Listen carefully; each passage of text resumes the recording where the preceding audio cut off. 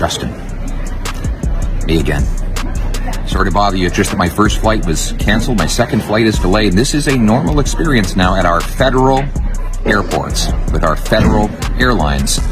You don't know anything about that because you have your own private jet, and you have had that jet for the last 8 years since you became Prime Minister.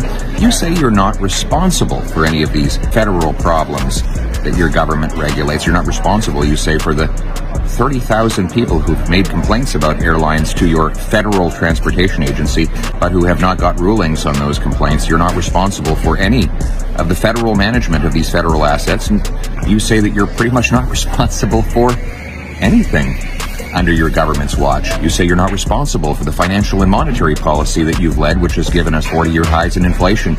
You're not responsible for the 1 in 5 people who are skipping meals because they can't afford food, or the 1.5 million who are eating at food banks. Some of those people are going to food banks asking for help with medical assistance and dying, not because they're sick, but because they become so hungry, so poor, and so miserable under your 8 years that they no longer want to go on living.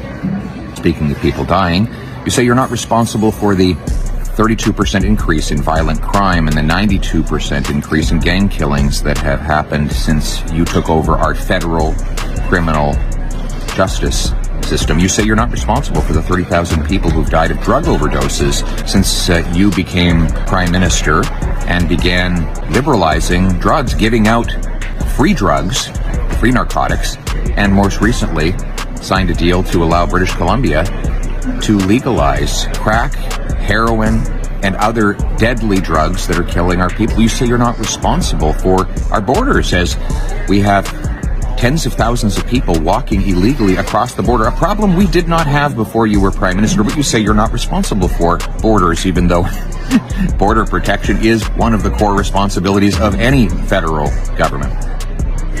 So Justin, here's the question. Actually, if you allow me, I have 2 questions. If you are not responsible for federal financial and monetary policy, if you're not responsible for federal criminal justice, if you're not responsible for these airports, if you're not responsible for our borders, then who is? And if you're not responsible for anything, why are we paying you?